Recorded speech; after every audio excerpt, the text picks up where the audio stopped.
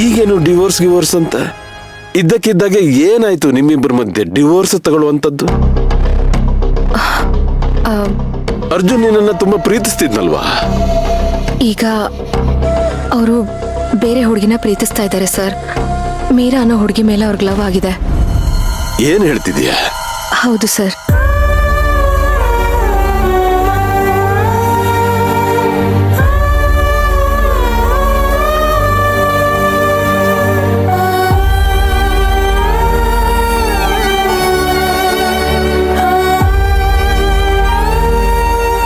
ನೋಡಮ್ಮ ಸೇವಂತಿ, ಈಗಾಗಲೇ ಅರ್ಜುನ್ ವಿರುದ್ಧ 2 ಕೇಸನ್ನ ನಾನು ಸೋತಿದ್ದೀನಿ. ಆದರೂ ನೀನು ನನ್ನ ಮೇಲೆ ನಂಬಿಕೆ ಇಟ್ಟು ಬಂದಿದೀಯ. 2 ಸಲ ಸೋತವರು 3ನೇ ಸಲ ಗೆಲ್ಲೋದಕ್ಕೋಸ್ಕರ ಶತಪ್ರಯತ್ನ ಮಾಡ್ತಾರಲ್ವಾ ಸರ್? ಅದು ನಿಜ ಅನ್ನು.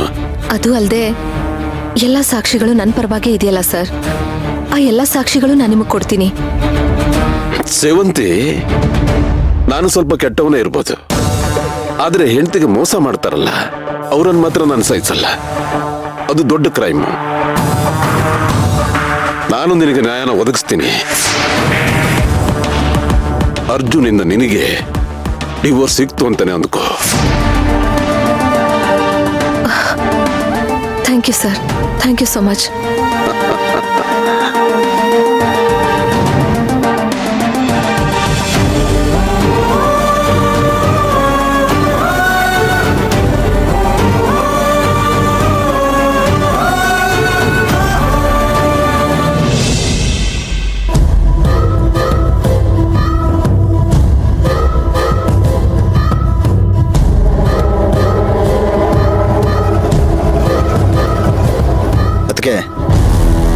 ಒಳಗೆ ಬರ್ಬೋದಾ?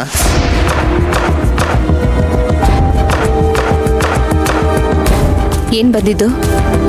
ಇನ್ನೇ